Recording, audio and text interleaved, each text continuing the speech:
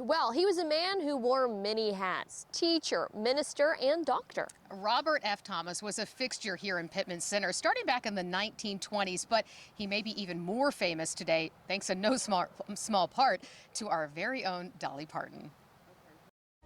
Dr. Robert F. Thomas, may his name forever stand.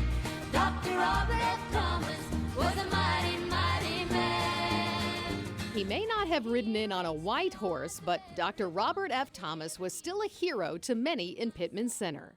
It was very rural. That's why he rode on horseback. There were so many places you could not possibly get in a vehicle, no roads. They had no doctor.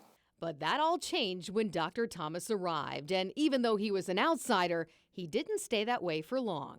People came to love him and trust him and depended on him wholeheartedly.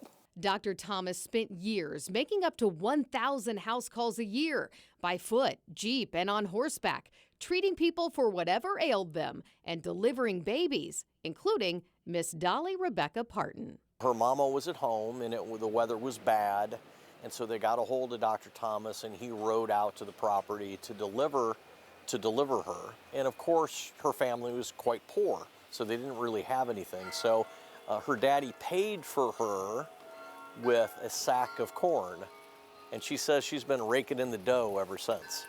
And as she's always done, Dolly has put that dough and her talents to good use. She wrote a song about the doctor and is the honorary chairperson for the Dr. Robert F. Thomas Foundation, which was founded back in 1983. Because Dr. Thomas stood for a lot of things, and one of them was taking care of the people in the area. He was a huge advocate for rural health care. He really, after being the doctor that delivered her, he also treated her as a child, and it was an opportunity for her to give back.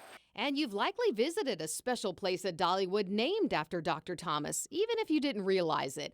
The White Chapel on site was moved there back in the 60s during the Gold Rush Junction days, and it stayed there through the Silver Dollar City era and now Dollywood. And to this day, you can still attend a service there. It's a treasure for Dollywood to have. But many people will say the true treasure was Dr. Thomas and his legacy, now preserved by the foundation bearing his name. You'll find his doctor bag and ledgers showing he would accept okra and peppers for payment or a bit of time chopping firewood. But his biggest legacy is the work of the foundation, which has raised more than $50 million since its founding. Because of Dolly and her love for Dr. Thomas and their desire, both of them desiring to have more medical care, better facilities, and a broader perspective on what we can do here in Sevier County, we would not have had these things.